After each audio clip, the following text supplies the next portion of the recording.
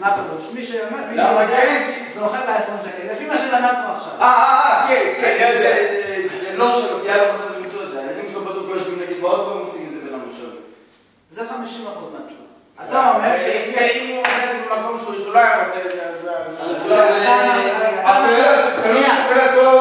אתה אמרת לפי התוספות שיש סיכוי שהוא נמצא את זה? כן.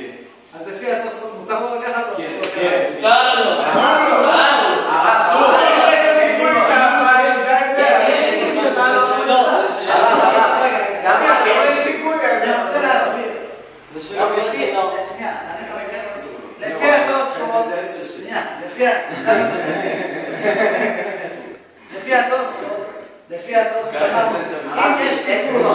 לפי התוספות, אם יש סיכוי שהוא לא ימצא את זה, זה סיבה אחת. אבל הוא ימצא את זה בסוף, עוד שנה, אז אסור לו לקחת. אבל נו, תגידו לי מה זה. רגע, הצד השני שזה לא שלו בכלל. מה עכשיו אמר? זה קשור. שהוא קונה את כל האוטו, כל מה שבפנים שייך לו.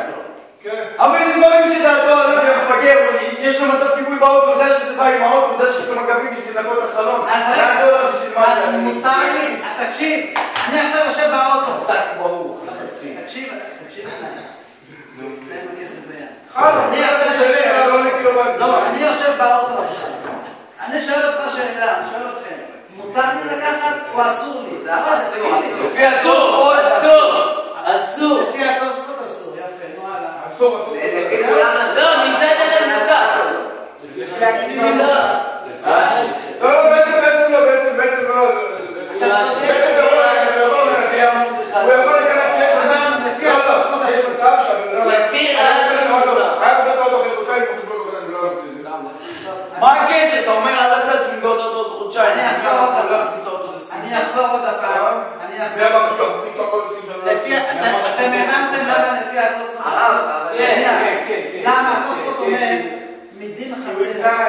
יפה, ולכן הוא קונה את $100 מדין חצר. אפילו שאני לא יודע שיש לי באוטו $100, קניתי את זה מדין חצר כי יש סיכוי שאני אמצא. יש סיכוי שאני אמצא $100. יש סיכוי, אני אמצא את זה. אני אחליף ריקודים, אני אנקה לפסח, אני אמצא את זה באיזשהו שלב. זה לא, אתם מבינים? אני אמצא את זה. אבל מה למדנו עכשיו לפי המורדכי? המורדכי אומר, מתי אדם קונה חצר? חצרו של אדם קונה לו שדעתו הייתה לקנות. דעתו, אמרתי לכם, אני פירטתי לכם. דעתו לקנות את הגלגל ספר. דעתו לקנות שיפוץ. לעשות שיפוץ. אני כבר הגיע לשיפוץ. דעתו הייתה על $100. לא משנה. לא, עזוב.